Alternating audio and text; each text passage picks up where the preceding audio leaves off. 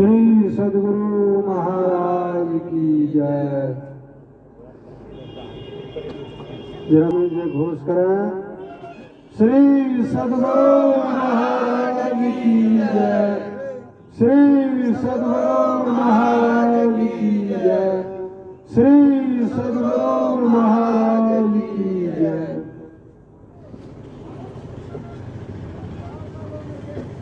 मंगल मूर्ति सद्गुरु मिलवै सर्वाधार।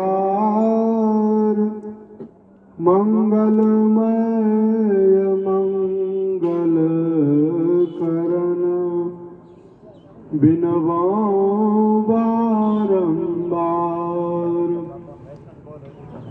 धन्य धन्य सद्गुरु सुखद महिमा कही न जाय। जो कछु कहूँ तुम्हारी कृपा, मोते कछु न बसाय।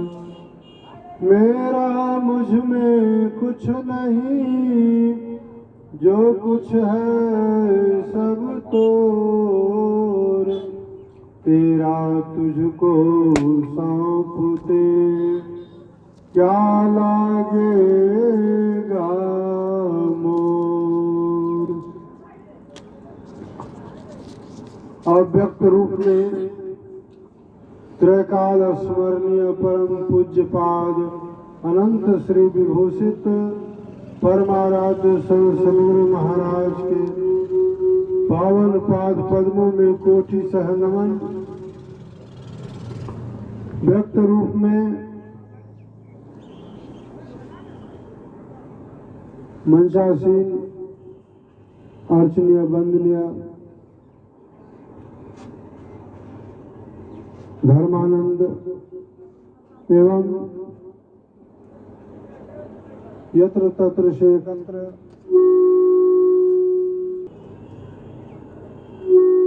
भाव सज्जन वृंद, धर्मशिला माताओं एवं भक्तिमती बहनों एवं देश के होनहार बच्चों, श्या राम मैं सब जग जानी, करो प्रणाम जोरी जुग पानी।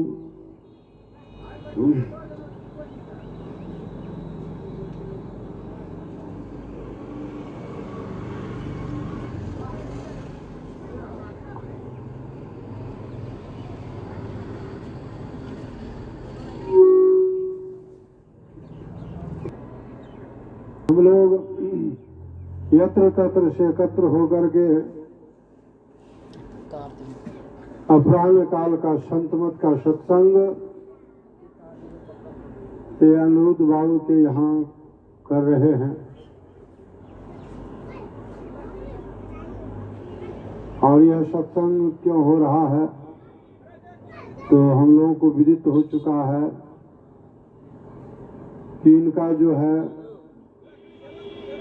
पौत्र यानी पोता का जो है आज यानी सौरभ कुमार का जो आज जन्मोत्सव है, जन्म दिवस है। तो दादा को जो है ना पोता से बहुत लगाव रहता है, बड़ा प्यार प्रेम रहता है। कहते हैं पुत्र जो है ना वह मूल धन है, लेकिन पोता जो होता है ना वो सूद होता है, ब्याज। कोई लगाता है रुपया पैसा, किसी को कर्ज देता है तो कहता है कि देखिए आप मूलधन जब मन हो तब दीजिएगा, लेकिन महीना महीना सूद देते रहिएगा, क्योंकि मूल से अधिक सूद प्यारा होता है ना। पुत्र से ज्यादा प्यारा पोता होता है। इसलिए अपने पोता के जन्मोत्सव पर या संत महात्माओं को बुला के, सत्संगियों को बुला के ये सत्संग करवा रहे हैं। बहुत खुशी की बात है। और आज जो है विद्या की देवी मां सरस्वती की भी पूजा आराधना है। और सब जगह जो है, गांव-गांव, शहर-शहर, स्कूल कॉलेज, सब जगह जो है, सरस्वती माँ की पूजा हो रही है, आराधना हो रही है।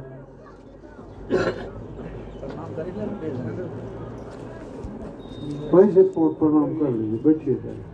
तो यह सत्संग जो है, इस शुभ अवसर पर यह हो रहा है।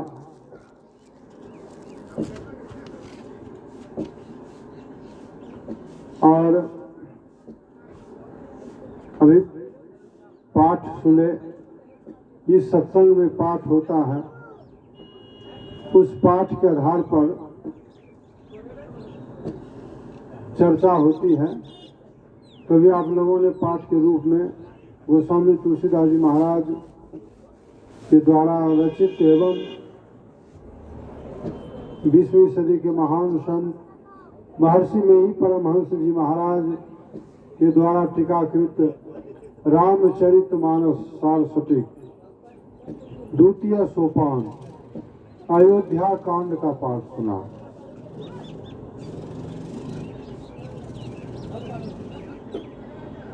जिसमें विद्या की देवी मां सरस्वती की महिमा का बखान किया गया।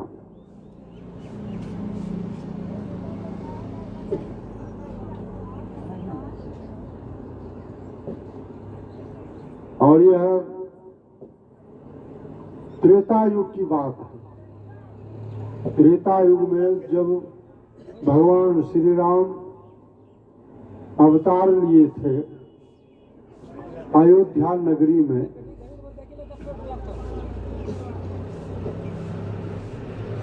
तो कहते हैं भगवान श्री राम का जन्म हुआ, चारों भाइयों का, राम, भरत, लक्ष्मण और शत्रुघ्न, ऐसे 4 भाई थे। सबसे बड़े थे राम, उसके बाद कौन थे? भरत थे। ऐसे लोग कहते राम, लक्ष्मण, भरत, शत्रुघ्न ना, लेकिन राम के बाद भरत थे, भरत के बाद तब लक्ष्मण, तब शत्रुघ्न। तो चारों भाइयों का जन्म हुआ और स्नेह स्नेह बढ़ने लग गए और बाल लीला भी की।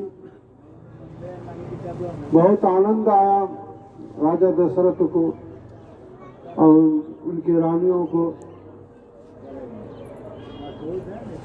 कौशल्या, कैकेयी और सुमित्रा, तीनों रानियों को बहुत आनंद हुआ। सिर्फ राजा दशरथ और उनके रानियों को ही आनंद नहीं हुआ, कहते संपूर्ण अयोध्या वासियों को उनके बाल लीला से आनंद हुआ।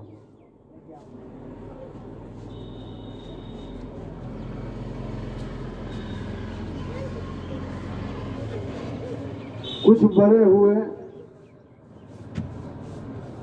तो कहते हैं उनको जो है विद्याभ्यास के लिए, विद्यार्जन के लिए गुरुकुल जो है भेजा गया। उनके गुरु महाराज का नाम था, भगवान श्री राम के गुरु का नाम था वशिष्ठ मुनि। वशिष्ठ मुनि के आश्रम में चारों भाइयों का वहां पर विद्याध्ययन प्रारंभ हुआ।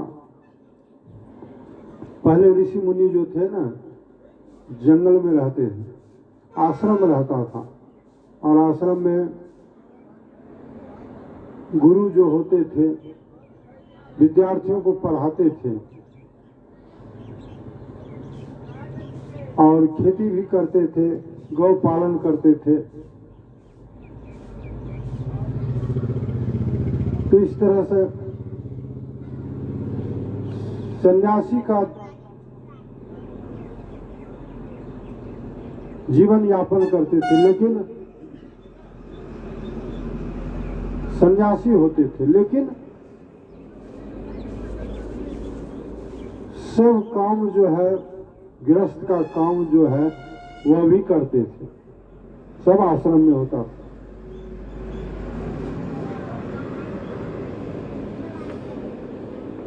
तो ये चारों भाई विद्या अध्ययन करने लग गए और कुछ ही दिन में जो है विद्या में पूर्ण हो गए,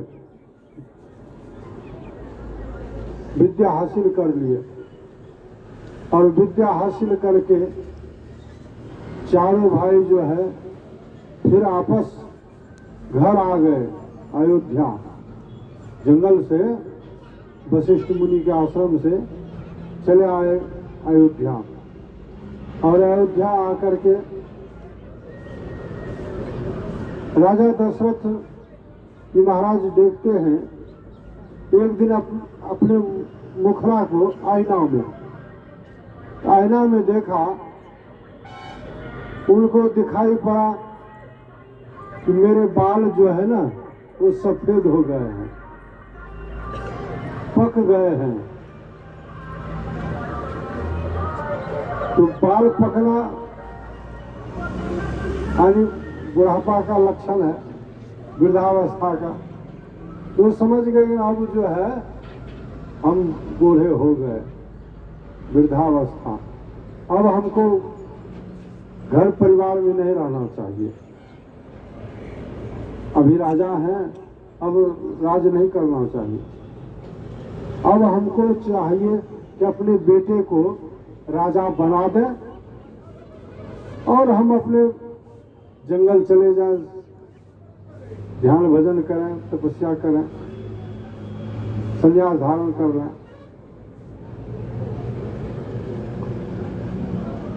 पहले 4 आश्रम होता था।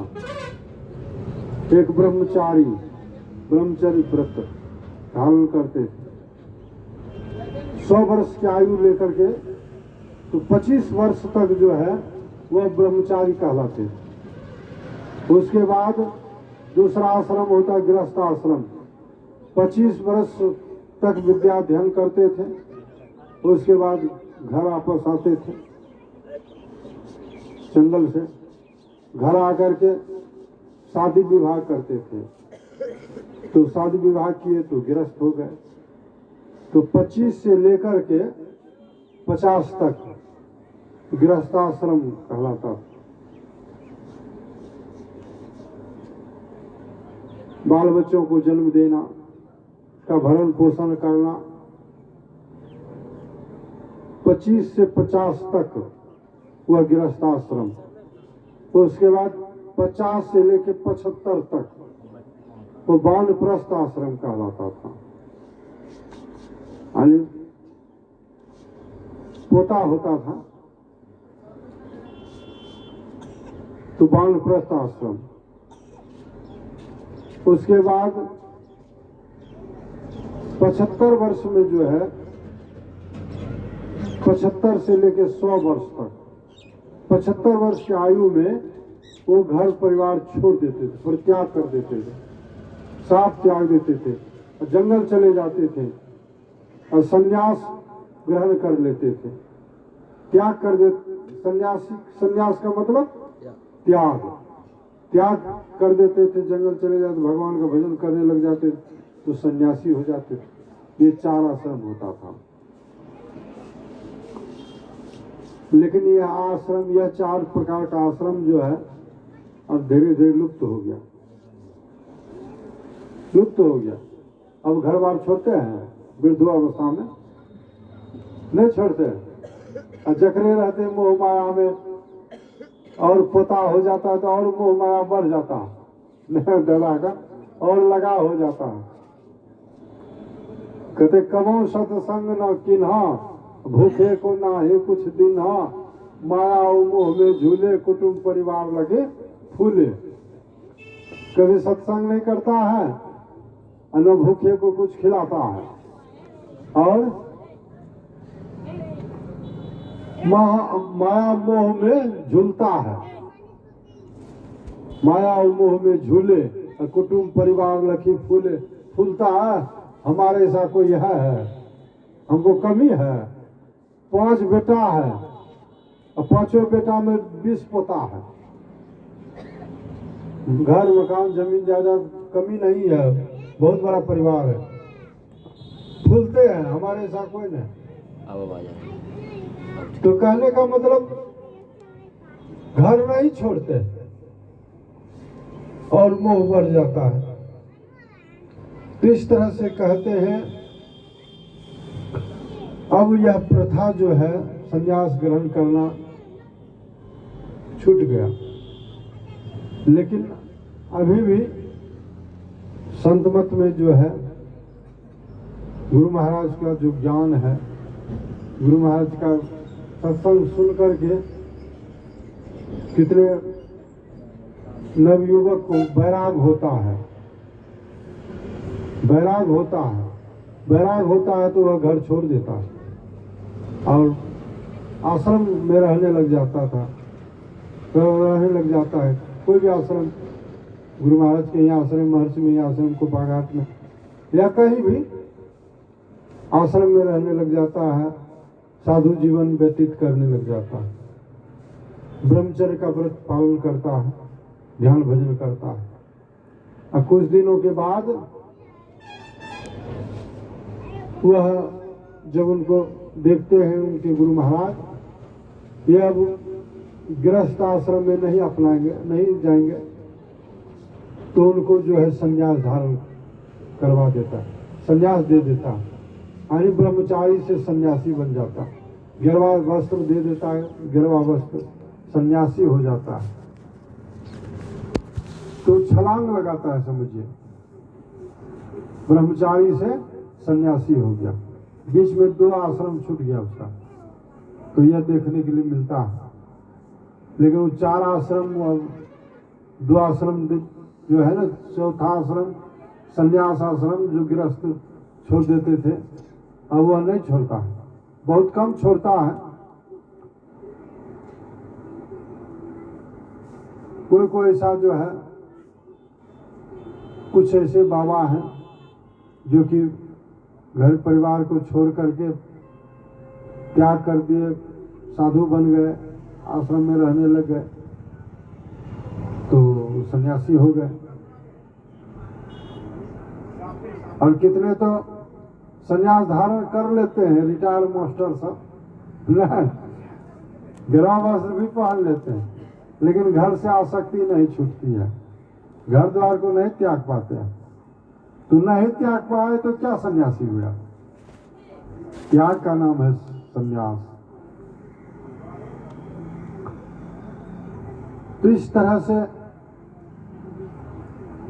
भगवान श्री राम भी जो है, जब विद्या अध्ययन करके जब घर आए, तो उनको देख करके राजा दशरथ को हुआ, हम तो अब बूढ़े हो गए, अब राजपाट छोड़ देना चाहिए और अपने पुत्र को जो युवराज है अब उसको राजा बना दिया जाए, अब वो राजपाट करेंगे, हम सब प्राणी जो है जंगल चले जाए भजन करने के लिए। यह विचार किया, तो यह विचार लेकर के अपने गुरु महाराज, उनके गुरु महाराज जो थे कुल गुरु वशिष्ठ जी महाराज, वशिष्ठ जी महाराज से कहते हैं कि मेरी ऐसी इच्छा है कि अब हम भगवान श्री राम को जो है, राम को जो है युवराज बना दें, आज राजा बना दें, युवराज है राजा बना दें। कहा ठीक है। लगन देखा कब शुभ मुहूर्त है,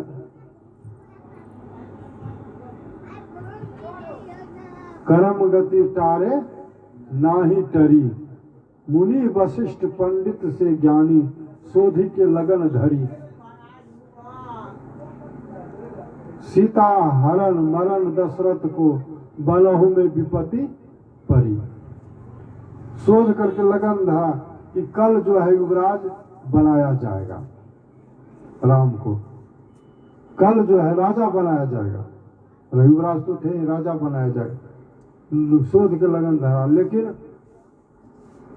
रातें भर में जो है ना, यह जैसे घोषणा भी कर दी गई, कल राम को जो है ना राजा बनाया जाएगा, घोषणा कर दी गई।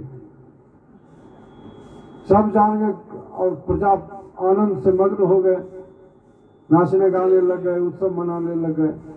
कल भगवान श्री राम जो है राजा बनेंगे। भगवान श्री राम भी बहुत प्यारे थे राजा दशरथ को, और प्रजाओं को भी बहुत प्यारे थे। प्रजा भी उसको मानती थी।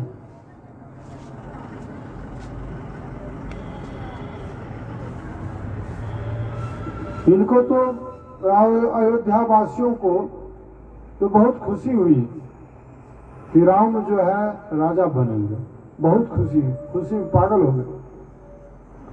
लेकिन अयोध्या वासियों की जो खुशी देख करके ईर्ष्या द्वेष हो गया देवताओं को। देवता जो स्वर्ग में रहते हैं ना, उसको ईर्ष्या द्वेष। वो सोचने लग गए कि यदि कल भगवान श्री राम राजा बन गए तब तो राजकाज करने लगेंगे, राजपाट चलाने लगेंगे। तो फिर वो जो रावण है जो सता रहा है हम सबको, देवताओं को, सबको, तो मरेगा नहीं। तो कैसे वह मरेगा? जब तक भगवान श्री राम वनवास नहीं जाएंगे तो रावण मरेगा नहीं? मरेगा। तो कैसे वनवास जाए? अब इनको खुशी हो रही है अयोध्या वासियों, लेकिन उसको ईर्ष्या द्वेष, दूसरे के सुख को देख करके जलन हो रहा है, ईर्ष्या द्वेष ना। वही कहा अभी सुने, ऊंच निवास नीच करतूती, और देख न सकही पराय विभूति। दूसरे के विभूति को, दूसरे को खुशी को देख करके देवताओं को ईर्ष्या द्वेष हो जाती है। ऊंचा निवास है, स्वर्ग में रहते हैं, लेकिन नीच करतूती है, नीच कर्म है। तो देवताओं का काम कैसे बने? तो देवता सब विचार करके भाई कैसे जाएंगे? तो सब देवता सब जो है मिल करके विद्या की देवी मां सरस्वती जो है इनके शरण में आए, और मां से आज जो विनती करते हैं सभी देवता, हे मां आपके शरण में हम लोग आए हैं, आप रक्षा कीजिए। जैसे हो देखिए ना, भगवान श्री राम राजा बनने वाले हैं, कल राजा बना दिया जाएगा। तो राजा बन जाए तो राजकाज करने लगेंगे, तो फिर रावण कैसे मारा जाएगा? वह राम जो है किसी तरह जंगल चला जाए, कोई उपाय कीजिए आप, आपके शरण में हम आए। तो मां सरस्वती शरणागत की रक्षा करने वाली हैं। तो मां सरस्वती जो है का ठीक है, तुम लोगों का मैं काम करूंगा। भक्त वत्सल है, शरणागत की रक्षा करने वाली है मां। तो मां सरस्वती जो है वहां से अंतर्धान हो जाती है और अयोध्या आ जाती है। अयोध्या में वही मंथरा जो थी दासी, मंथरा की मति को जो है ना फेर दी, उसके मति पर जो है ना सवार हो गई, उसके बुद्धियों को भ्रष्ट कर दी, सवार हो गए। अब तो वह विपरीत बोलने लगी। जो कि खुशी मना रही थी कौशल्या माता, कैकेयी माता, सुमित्रा माता, कल भगवान राजा बनेंगे, भगवान राम जो है राजा बनेंगे, खुशी हो रही थी। कैकेयी माता को भी जो है ना खुशी हो रही थी और खूब भगवान राम जो है खूब मानते थे कैकेयी माता को। कैकेयी माता भी खूब मानती थी भगवान श्री राम को। लेकिन वह मंथरा पर जो सवार हो गए सरस्वती मैया, अब तो उल्टा उसको सिखाने पर आने लगी। क्या देखती हो तुम, खुशी मना रही है? कल भगवान राम जो है ना, राम बन जाएंगे राजा, राजा बन जाएंगे राम, तो उनकी माता जो है कौशल्या राजमाता बन जाएगी और तुम नौकरानी बन जाएगी, उसकी सेवा में रहना। तुम्हारा कोई स्थान नहीं होगा, सब दिन गुलामी की जंजीर में बंधे रहना, सेवा करते रहना, कुछ नहीं चलेगा तुम्हारा। क्या देखती हो? यह तुम्हारे लिए हित की बात नहीं है, तुम दासी ही बनी रहेगी, राजमाता कभी नहीं बन पाएगी। का नहीं, राम भी हमारे पुत्र हैं, मैं भी राजमाता बनूं। का नहीं, राजमाता तो कौशल्या बनेगी, तुम कहां से, तुम कहां से सपना देख रही है? तुम सब दिन गुलाम बन के रहेगी, दासी बन के रहेगी, कोई स्थान नहीं रहेगा।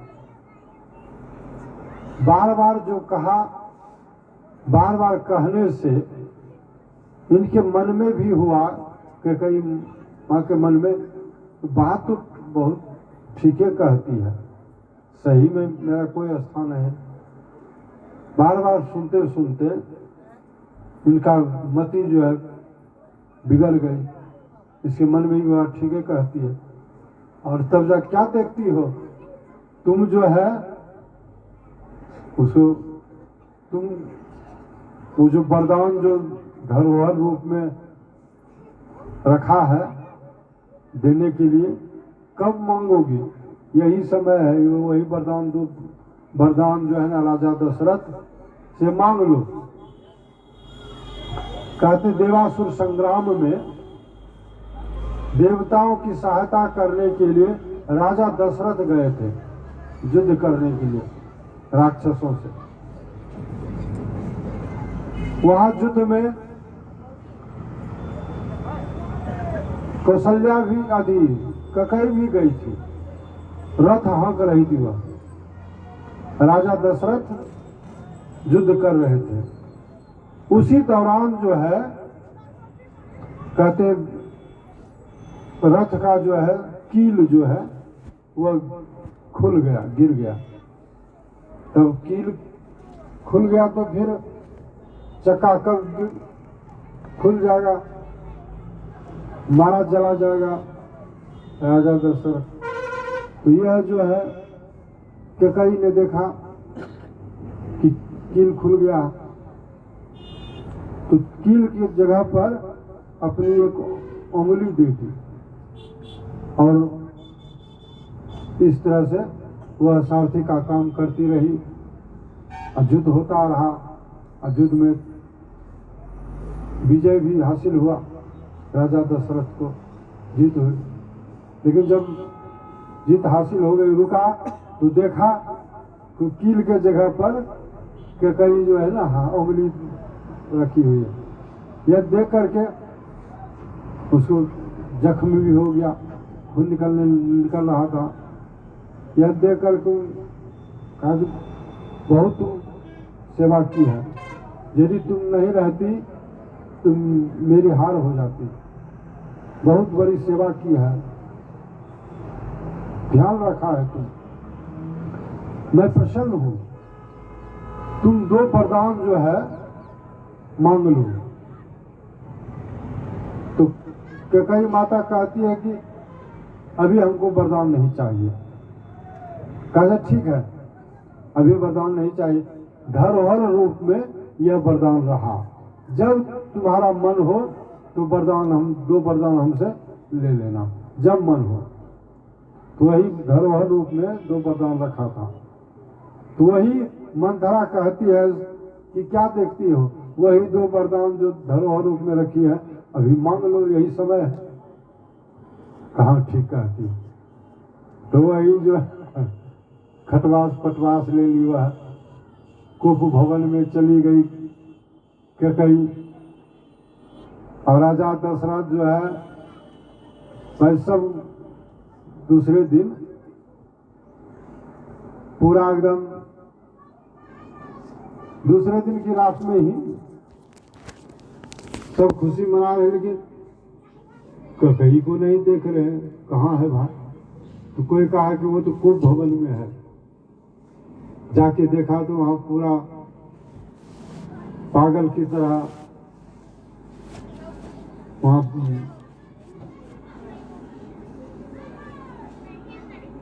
कुप भवन में पड़ी हुई है। कहा कि तुम यहाँ कुप भवन में क्या कर रही है, सब खुशी मना रहे, तुमको खुशी नहीं हो रही है।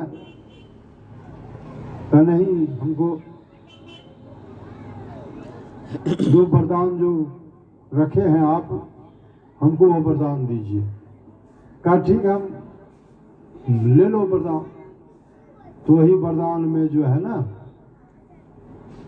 एक वरदान में वह मांगी कि भगवान श्री राम जो है 14 वर्षों के लिए वनवास चला जाए, जहां राजा बनने वाले थे, और उसको वनवास चाहिए 14 वर्षों में। और दूसरे वरदान में भरत को जो है, उनका जो पुत्र था कैकई का, भरत को 14 वर्षों के लिए राजगद्दी हो जाए। अब तो वचन दे चुके थे, कैसे नहीं देंगे, वरदान तो देना ही, लेकिन अपने मुख से कह भी नहीं सकते थे। इतने प्यारे थे भगवान श्री राम दशरथ के, कह नहीं सकते, नहीं कह पाए। तो अंत में वही भगवान श्री राम को अपने पिता की आज्ञा मान करके जाना ही पड़ा। रघुकुल रीत सदा चली आई, प्राण जाए वर वचन जाए। वो तो बेहोश हो गए, यह क्या मांग रही हो तुम। ठीक है, एक वरदान मांग लो, हम जो भरत को जो है राजा बना देंगे, लेकिन यह वरदान मत मांगो कि राम जो है न चले जाए जंगल, यह वरदान हम नहीं दे सकते। कहा नहीं देना है तो दोनों वरदान दो, आप वचन दिए हैं, सत्य का पालन कीजिए। तो ही सत्यवादी तो थे ही, वचन के पक्के थे।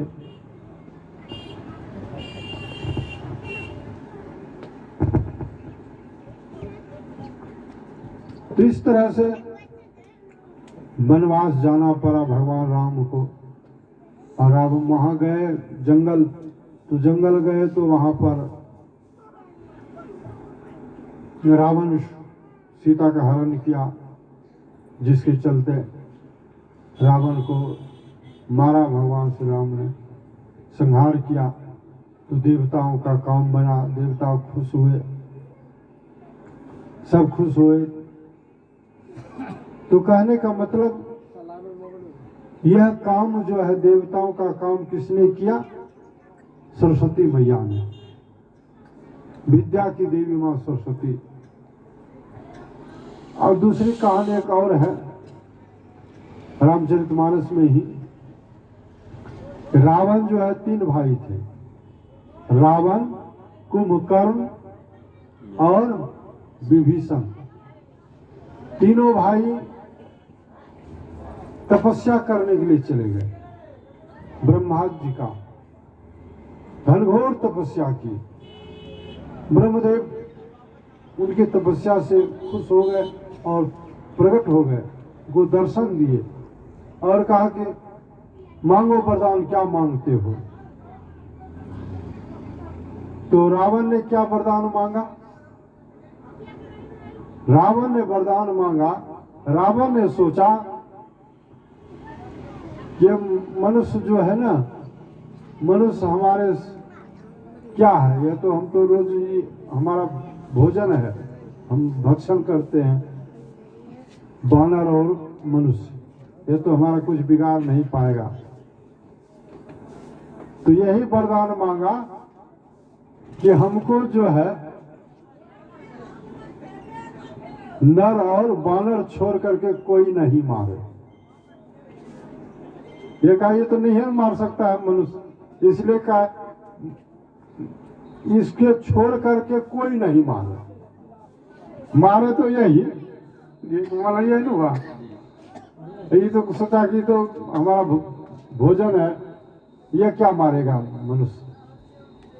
वही का वरदान मांगा कि मनुष्य और वानर छोड़कर कोई हमको नहीं मारे। और उसके बाद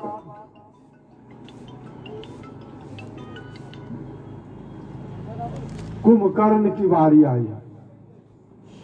कुंभकर्ण, तो कुंभकर्ण सोच के रखा था कि हम वरदान मांगेंगे इंद्रासन का, इंद्रासन लेंगे, इंद्र भगवान का राज इंद्रासन। अब जैसे उसके मन में यह भावना आई, देवता लोग जान गए कि इंद्रासन मांगेगा, इंद्र भगवान जान गए। इंद्र भगवान जब जान गए, इंद्र भगवान दौड़े दौड़े आए यही विद्या की देवी मां सरस्वती के शरण में और कहते मामा रक्षा करो, रक्षा करो, मेरा इंद्रासन ले लेगा कुंभकर्ण, वरदान मांग रहा है, वही मांगेगा, इंद्रासन मांग रहा। क्या ठीक है, अभी उनको विरक्त करते हैं, यह वरदान नहीं लेने देंगे। मां सरस्वती जो है ना, कुंभकर्ण के जी पर बैठ गई। वह मांगने वाला था इंद्रासन, लेकिन मांग लिया निंद्रासन। इंद्रासन के जगह पर निंद्रासन बोल गए, क्यों सरस्वती मैया बैठी थी। तब तो निंद्रासन मांग लिया। अब निंद्रासन का मतलब नींद का आसन, सब दिन सोए रहेगा। ब्रह्मा जी ने भी कहा ये मस्त तो ऐसा ही होगा। अब रावण ने कहा प्रभु क्या वरदान दे दिए, ये सब दिन सोए रहेगा तो फिर इसका जीवन बेकार बेकार हो। नहीं प्रभु ऐसा मत कीजिए, इसको निंद्रासन का वरदान मत दीजिए, कुछ राहत दीजिए। कहा ठीक है राहत देते हैं। एक दिन यह जो है ना जगेगा, एक दिन। लोग कहते हैं कि कुंभकर्ण जो था ना 6 महीना जागता था, 6 महीना सोता था, लेकिन यह गलत है। एक के दिन जगता था वह, यदि 6 महीना वह जगता तो सृष्टि खत्म हो जाती। इतना खाता था वो, बोलने की बात नहीं, कितने जीव को खा जाता, मार देता। लेकिन एक के दिन वह जगता था, तो उसको वरदान दिया कि अच्छा ठीक है ये एक दिन जगेगा, लेकिन जिस दिन यह जगेगा तो इसको कोई जीत नहीं सकता, यह अजय होगा।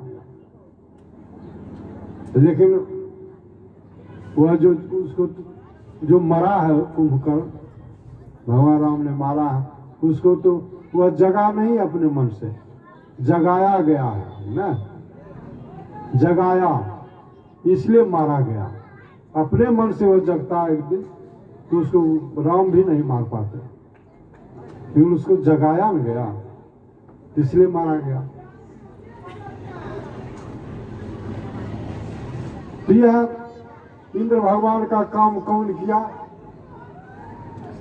सरस्वती मैया उनके शरण में आए तो शरणागत की रक्षा की है।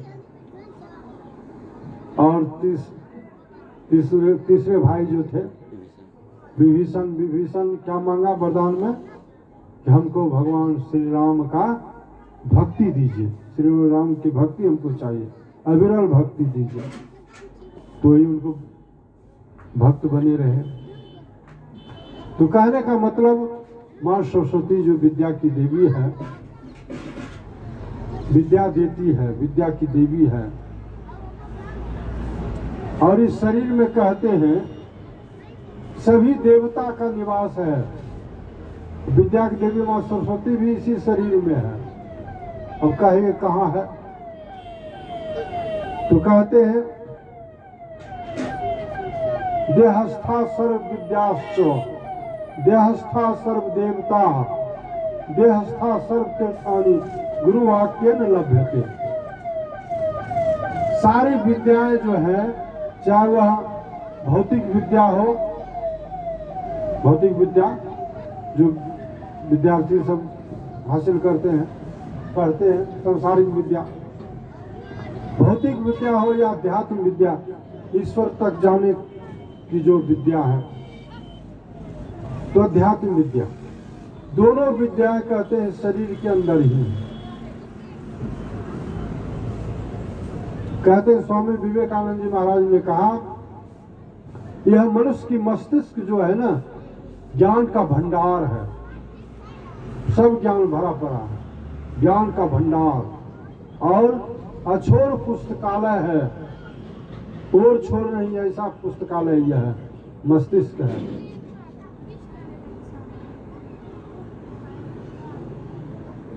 इस तरह से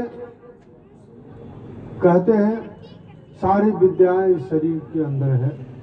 जितने भी देवता हैं, 33 करोड़ देवता कहते हैं। अब 33 करोड़ देवता नहीं है, 33 करोड़ तो देवता है।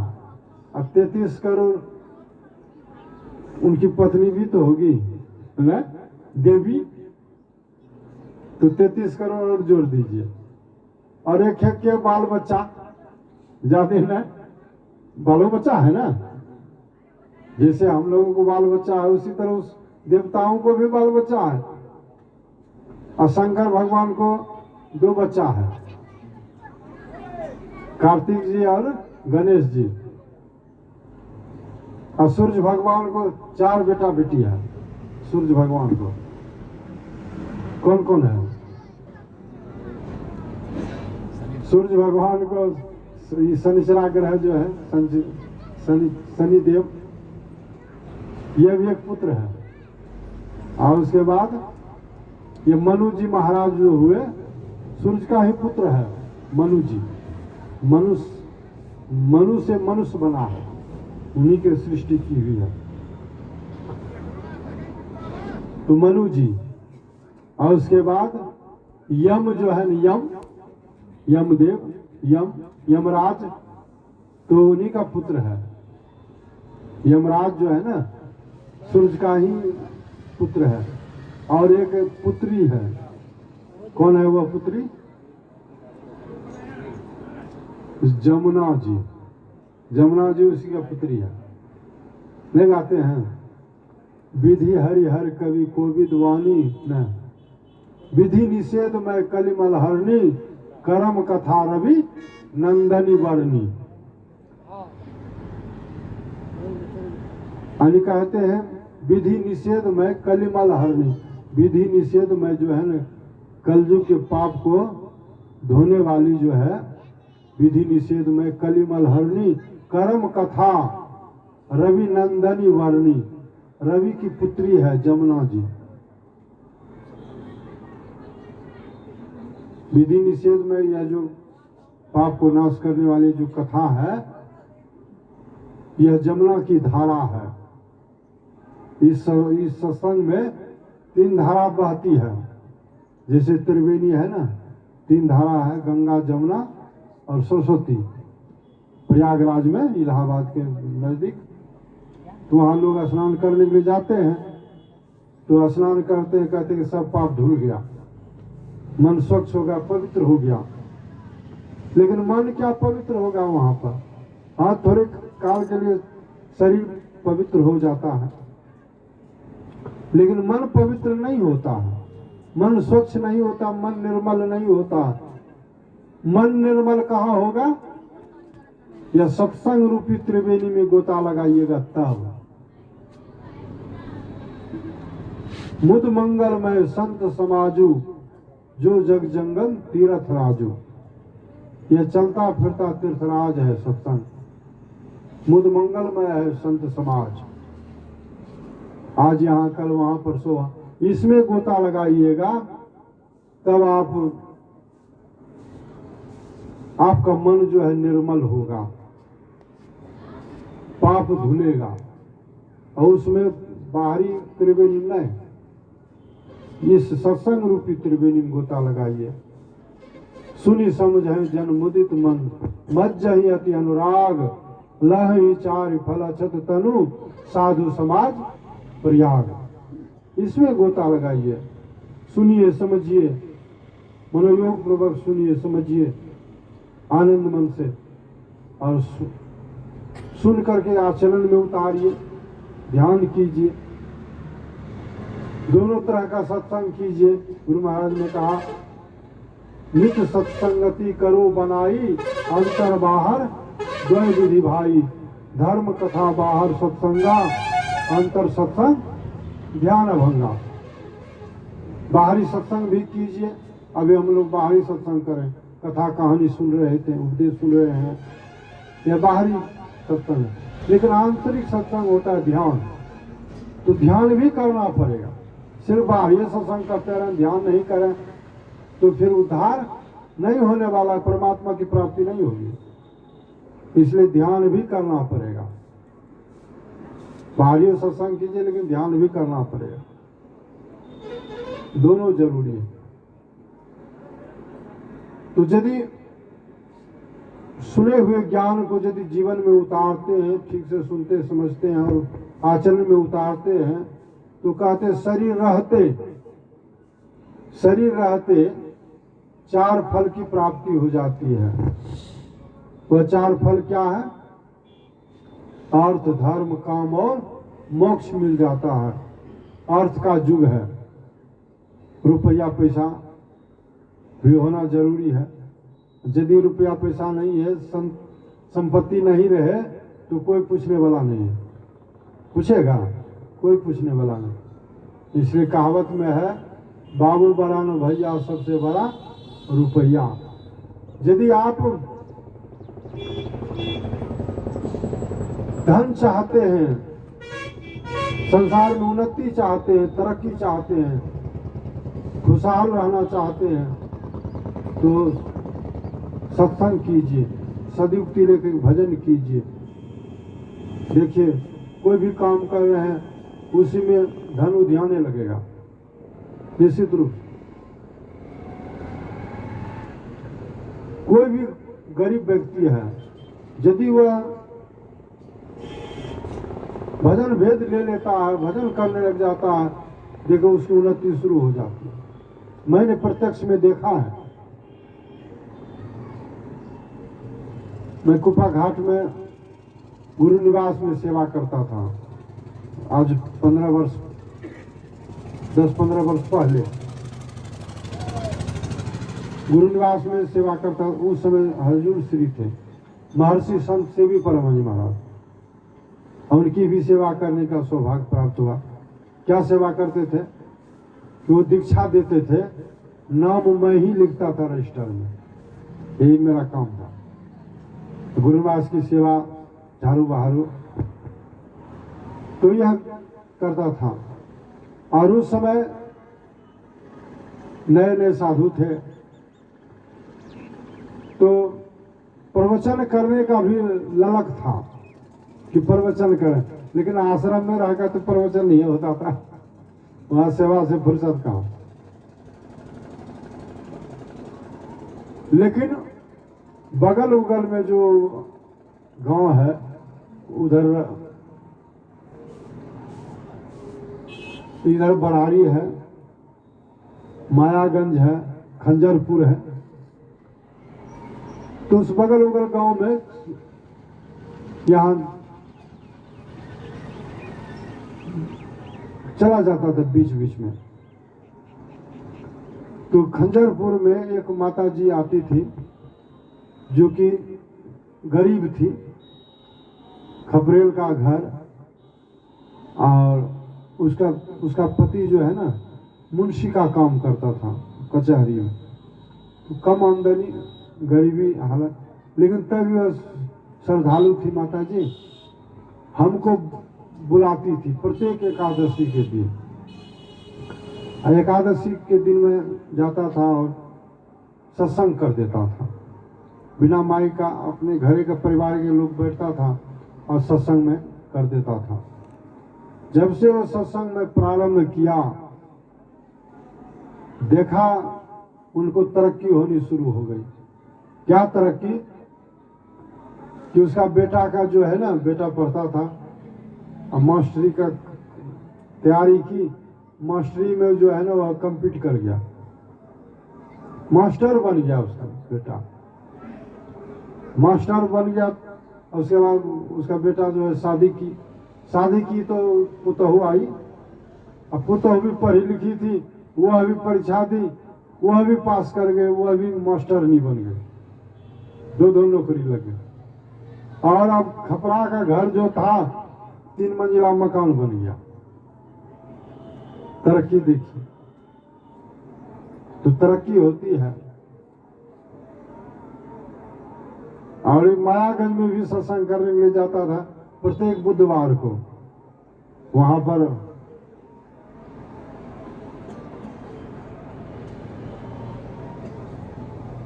तो वह उसके यहाँ जाता था, तो प्रत्येक बुधवार को सत्संग कराती थी माता जी। वहां सत्संग जब होने लगा तो वहां भी मैंने तरक्की देखा। क्या तरक्की? तो उसकी पुतहू थी, पुतहू नवोदय क्लास में पढ़ी थी, और दरोगा की जो है कंपटीशन में वह बैठी, दरोगा में वह उसकी बहाली हो गई, उसकी पुतहू दरोगा बन गई। और उसका पोता पटना में पढ़ता था, वह अभी जो है ना इको बैंक में मैनेजर बन गया। यह मैंने तरक्की देखा। यह गारंटी है, यदि आप ध्यान भजन करेंगे तो अर्थ की कमी नहीं रहेगी। गुरु महाराज ने तो कहा अपने प्रवचन में, जो ध्यान भजन करेंगे उसको कम से कम मोटी धोती मोटी रोटी जरूर मिलेगी, बेसी तो बहुत मिलेगा, लेकिन कम से कम मोटी धोती मोटी रोटी की कमी नहीं होगी। इसलिए सत्संग ध्यान जो करते हैं संसार में भी उन्नति होती है, धन की कमी नहीं होती है। अर्थ धर्म होता है सत्संग करने से, और संत मत का सत्संग करने से असली धर्म होता है। और सत्संग तो बहुत है, बहुत सत्संग है, कोई परहेज नहीं, मांस मछली खाओ कुछ खाओ, लेकिन दीक्षा ले लो भजन करो, तो वह सत्संग करेंगे तो धर्म नहीं होगा। जो मांस मछली खाते पीते हैं उसे धर्म होता है। कबीर साहब ने कहा, मांस मछलिया खात है सुरा पान से हेत, सो नर जर से जाएंगे जो मुरी का खेत। जो मांस मछली खाते पीते हैं, जो भी मनुष्य, समझिए उससे धर्म नहीं होता है, अधर्म होता है। जो मांस मछली खाते पीते हैं वह धर्म रूपी खेत से ऐसे उखड़ जाता है जैसे मूली।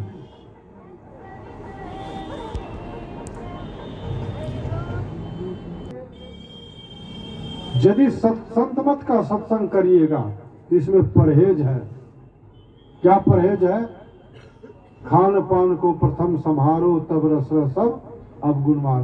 कोई भी पाप करे, झूठ चोरी नशा हिंसा विचार से भी, तो पहला पाप है मांस मछली यदि खा रहे हैं तो बहुत बड़ा पाप कर रहे हैं। तो इसको मांस मछली खाना छोड़ दीजिए और धीरे धीरे और सब पाप छूट जाएगा।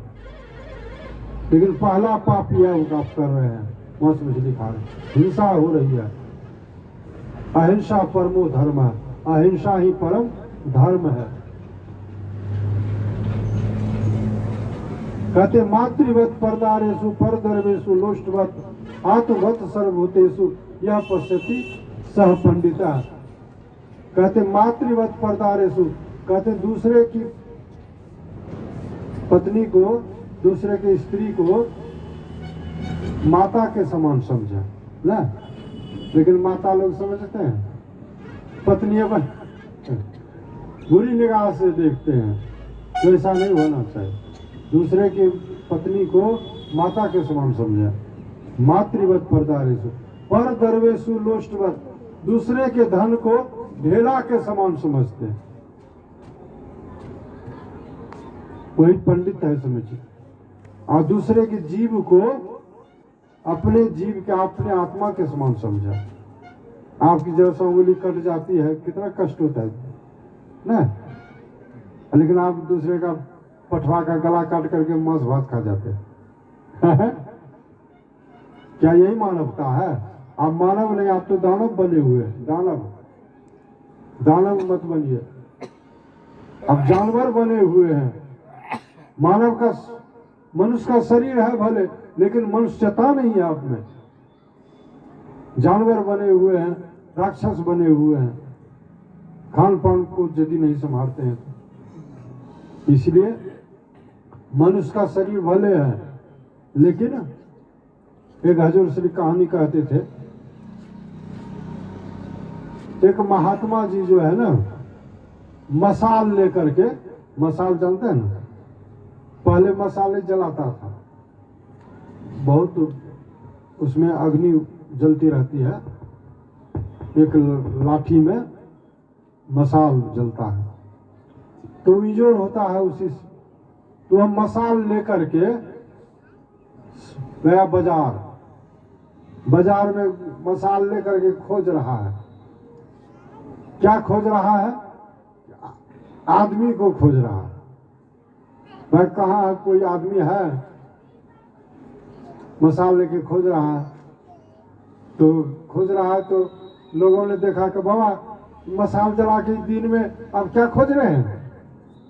फिर आदमी को हम खोज रहे हैं। इतना आदमी चल फिर रहा है, आपको दिखा नहीं पड़ा कि आदमी है? कहा कि नहीं, कोई आदमी नहीं है। तो क्या है? कहा देखो उस आदमी को आगे में मसाल देखो, मसाल देखो, मसाल में देखो तो मसाल आगे में दिया, तो मसाल से वो देखता है जितना भी आदमी था ना, कोई आदमी नहीं था, कोई मनुष्य नहीं था। उसमें कोई जानवर दिखाई पड़ा, कोई कुत्ता, कोई बिल्ली, कोई गधा, कोई ऊंट दिखाई पड़ रहा था। कब अब आप सही कहते हैं?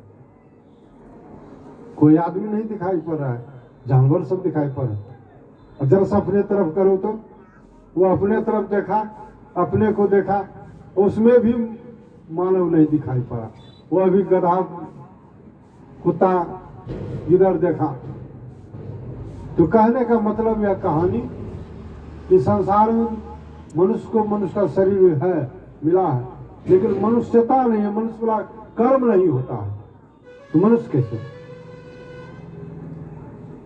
नहीं कहते हैं ऐसे बोलचाल की भी भाषा में, अरे तो गधे रही गए, अरे कुत्ता कहीं का, क्या कुत्ता है वो? कुत्ता क्यों कह देता है? उसके बुद्धि विचार से, कर्म से कह देता है जानवर।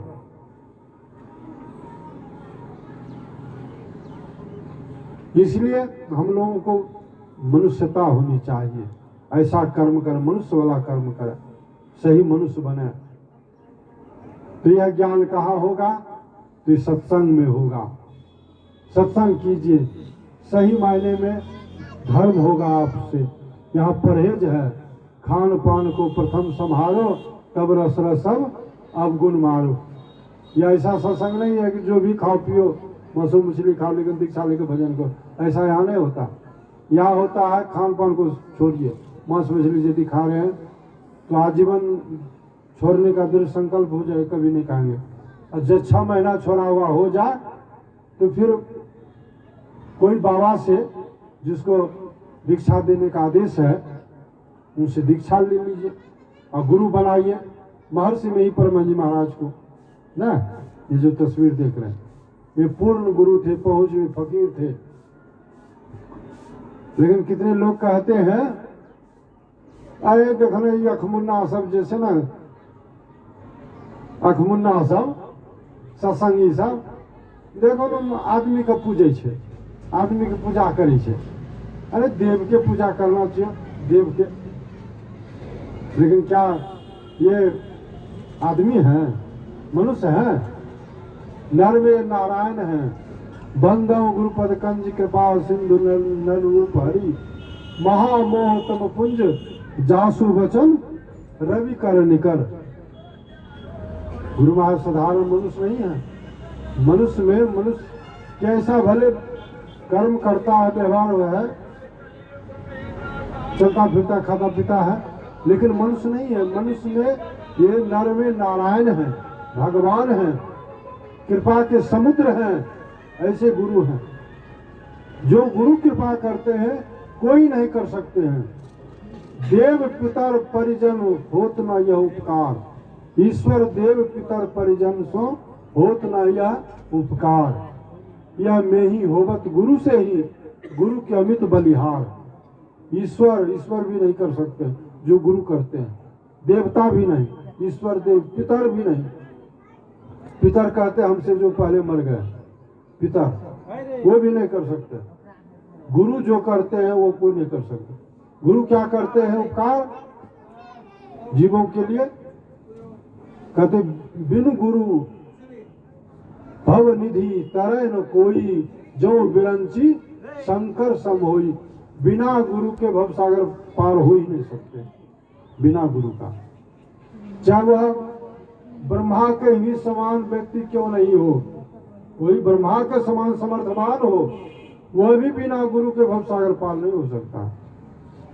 गुरु धारण करना ही पड़ेगा। तो यही उपकार जो है कोई नहीं कर सकते, गुरु करते हैं। कृपा के समुद्र हैं जो गुरु कृपा करते, कृपा के समुद्र है। एक छोटी सी पुस्तक की रचना की है गोस्वामी तुलसीदास जी महाराज। छोटी सी पुस्तक, वह क्या है? हनुमान चालीसा। हनुमान चालीसा में बजरंग बली से प्रार्थना करते हैं, हे बजरंग बली कि जय जय जय हनुमान गोसाई, कृपा करो गुरुदेव की नाई। ना, जो गुरु कृपा करते वही आप कृपा कीजिए। अब देखिए वहां पर तो मात्र गुरु का नाम लिए, जो गुरु कृपा करते वही आप कृपा कीजिए। यह नहीं कहा, कोई देवी देवताओं का नाम नहीं लिया कि जय जय जय हनुमान गोसाई, कृपा करो शंकर की नाई। नहीं कहा जय जय जय हनुमान गोसाई, कृपा करो काली की नाई, दुर्गा की नाई। किसी का नाम नहीं लिया, कोई देवता का नाम। यह भी नहीं कहा कि जय जय जय हनुमान गोसाई, कृपा करो राम की नाई। राम उनके इष्ट देव, तो उनका भी नाम नहीं लिया। सिर्फ एक गुरु महाराज का नाम लिए, जो गुरु कृपा करते वही आप वैसा ही कृपा कीजिए। कितनी महिमा है। कृपा के समुद्र होते हैं, नर में नारायण होते हैं। महामोह को दूर करने के लिए इनका जो वचन है वह क्या है? सूरज किरण के समान है। महामोह जो हम लोग मोह के बंधन में पड़े हैं। मोह निशा सब शोभन निहारा, देखिए सपन अनेक प्रकारा। मोह रूपी रात्रि में सोए हुए हैं। बेटा बेटी नाती पोता घर द्वार परिवार है, सब अपना है, लेकिन ज्ञान के दृष्टि से देखिए कोई अपना नहीं है, सब सपना है ना। जब तक जीवित है तब तक अपना का है, और निकल जाएंगे शरीर से सब सपना हो जाएगा। इसलिए पहले चेतिए, मोह में पड़े हुए इसलिए अपना कह रहे। मोह का मतलब अज्ञानता है, अज्ञान में पड़े हुए। इसलिए हम लोगों को चाहिए, यह मोह को दूर करने वाले कौन है? यह मोह को दूर करने वाले, ज्ञान वैराग देने वाले तो सदगुरु होते हैं। महामोह तम पुंज जासु वचन रवि कर निकल। जैसे जब अंधकार रहता है, रात्रि रहती है, तो जैसे सूर्योदय होता है तो अंधकार भाग जाता है। उसी तरह हम लोग के अंदर में जो अंधकार है, मोह है, हम लोग मोह में पड़े हुए हैं, तो जैसे गुरु महाराज का ज्ञान प्राप्त होता है, उनका वचन सुनते हैं तो मोह दूर हो जाता है, वैराग हो जाता है, ज्ञान हो जाता है। इसलिए गुरु की महिमा है, इसलिए गुरु के शरण में हम लोगों को जाना चाहिए। जब गुरु के शरण में जाएंगे तब यह लाभ होगा कि हम सभी देवी देवताओं के को देखेंगे। सब अंदर में है, लेकिन कोई दिखाई पड़ता है? कोई देवी देवता कंठ में ही कहते सरस्वती मैया है, और नीचे गिरते हैं हृदय में कौन है? हृदय में कहते शंकर भगवान और पार्वती है। एक श्वास रोक देंगे राम नाम से संहार करता, और नीचे उतरते हैं हृदय चक्र से नीचे क्या है? नाभि चक्र है न, पहले हाँ नाभि चक्र। नाभि चक्र में किसका वासा है?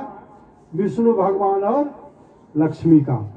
विष्णु भगवान पालन करता है, जो भी खाते पीते हैं उसका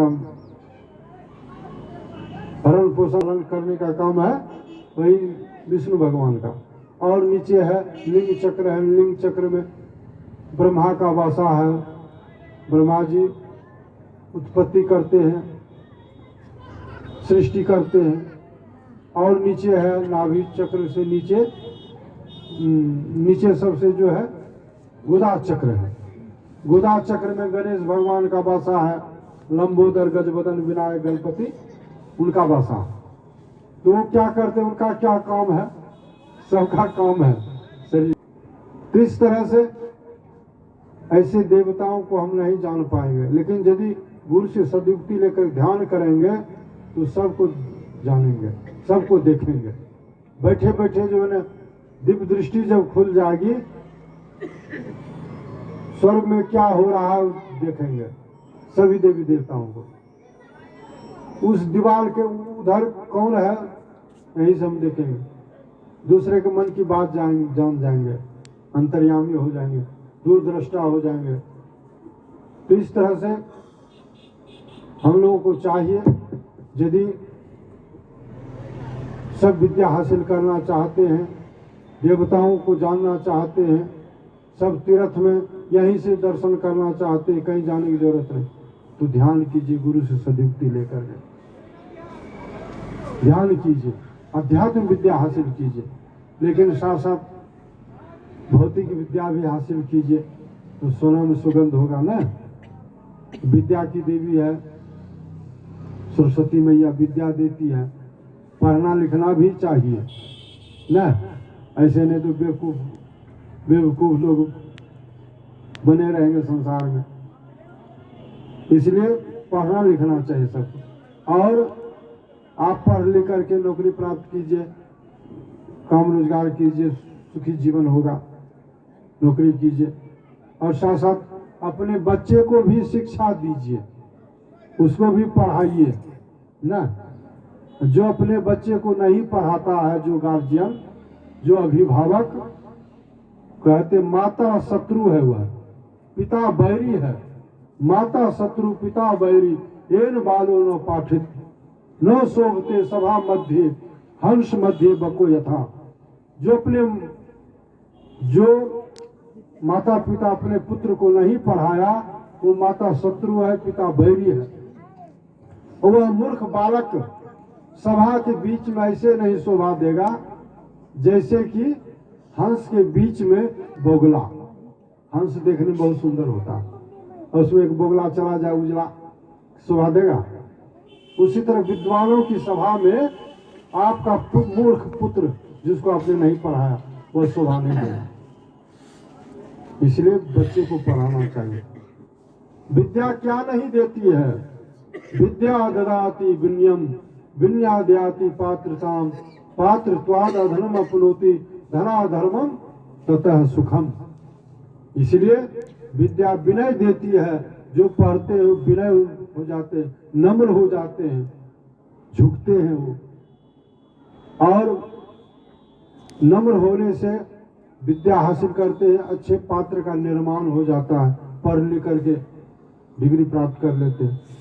और क्या होता है, अच्छे पात्र का जब निर्माण होता है तो नौकरी भी लग जाती है ना, या कामे रोजगार करते हैं, उसके बाद योग्य हो जाते हैं, अच्छे पात्र का निर्माण होता है, उसके बाद धन हो जाता है। नौकरी लग जाएगी तो धन होगा, व्यापार रोजगार करेंगे धन होगा। तो धन होने से धन का दान करते, दान पुण्य करते, दूसरों की सहायता करते हैं धन से, तो क्या होता है? पुण्य होता है। धन से पुण्य होगा, दान करने से धर्म होगा, धर्म होने से सुख मिलता है। इसलिए धर्मात्मा बनना चाहिए। तो विद्या क्या नहीं देती है, इसलिए कहते हैं काव्य शास्त्र विनोदेन कालो गच्छति धीमताम व्यसनेन चो मूर्खानाम निद्रिया कलहेनवा। जो पढ़े लिखे होते, विद्वान होते हैं, उनका जीवन जो है ना काव्य शास्त्र के आनंद में बीतता है, काव्य शास्त्र के आनंद में बीतता है, उनका आचरण अच्छा होता है, आनंद जीवन बीतता है। लेकिन जो मूर्ख रह जाता है उसका जीवन कैसे बीतता है? मूर्खा नाम निद्रिया कलहेनवा, उनका कलह में बीतता है, लड़ाई झगड़ा में। मूर्खानंद झगड़ा करता को, और उसका समय बीतता है बीड़ी सिगरेट गांजा भांग, और सोने में सोता है खूब कुंभकर्ण की तरह। तो दोनों का जीवन अंतर हो जाता है। इसलिए अपने पढ़िए लिखिए, योग्य बनिए, और बच्चे को भी पढ़ाइए लिखाइए, शिक्षा दीजिए, यह जरूरी है। तो इसलिए विद्या की देवी माँ सरस्वती है। तो इसलिए आज जो है बसंत पंचमी को ना, कौन महीना? माघ महीना के जो है ना बसंत पंचमी के दिन सरस्वती मैया की विद्या की देवी जो है, इनकी पूजा आराधना होती है। अभी जो हो रही है सब लोग कर रहे हैं, लेकिन इसमें जो है ना कितने क्या करते हैं, पूजा पाठ तो करते हैं विद्यार्थी साहब, कितने इसमें जो है ना नाच गाना डांस करते हैं, अश्लील जो है ना भद्दा फिल्मी गाना पर डांस करते हैं, शराब पी करके ना। यह सब ठीक नहीं है। डीजे बजा देता है, खूब डांस करता है, यह सब नहीं होना चाहिए। भक्ति वाला जो रिकॉर्ड है वो बजाना चाहिए। भक्ति डांस कीजिए, कोई बात नहीं है, लेकिन भक्ति का जो है ना उसको आप बजाइए, भजन। यही नहीं कि भजन फिल्मी गाना बजा दिए उसमें डांस कर रहे हैं, तो यह नहीं होना चाहिए। विद्या से मुक्ति मिलती है। विद्या वही है जो जिससे मुक्ति मिले, आवागमन का चक्र छूटे, असली विद्या वही है। लेकिन लोग विद्या हासिल कर लेते हैं, काहे के लिए? ध्यानाभ्यास करेंगे, भक्ति करेंगे, सिगरेट पीते हैं, जुआ खेलते हैं। और सिगरेट में लिखा है, पढ़ा लिखा आदमी पढ़ता है कि स्वास्थ्य के लिए सिगरेट पीना हानिकारक है ना, पढ़ता है, लेकिन तभी वो पीता है।